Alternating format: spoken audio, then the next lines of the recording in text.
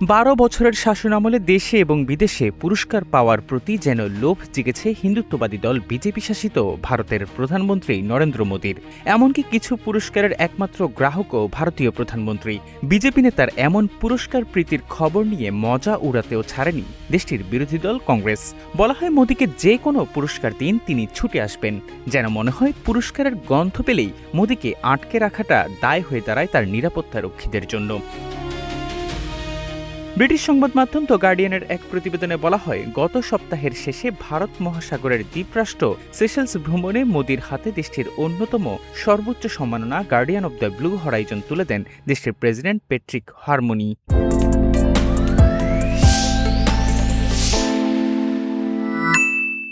তবে দ্রুতই সেই পুরস্কারের শংসাপত্রে দেশটির নামের রিপাবলিক ও সেশেলস বানানে ভুল ধরা পড়ে। পরে জানা যায় পুরস্কারটি মোদীর পৌঁছানোর মাত্র 3 দিন আগে তৈরি করা হয়েছিল এবং তিনি ছিলেন এর প্রথম এবং একমাত্র প্রাপক। বিতর্ক আরও তুঙ্গে উঠে যখন দেখা যায় শংসাপত্রটি কৃত্রিম বুদ্ধিমত্তা দিয়ে তৈরি।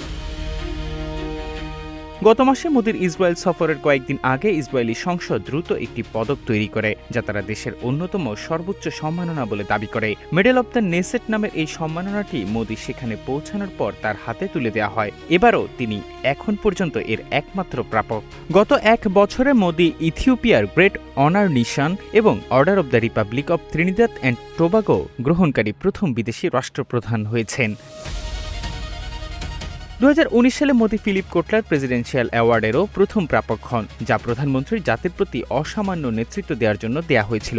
সরকারের প্রেস রিলিজ অনুযায়ী এই সম্মাননাটি প্রতি বছর যে কোনো একটি দেশের নেতাকে দেওয়ার কথা, তবে এরপর থেকে আর কোনো নেতাকে এই পুরস্কার দেওয়া হয়নি।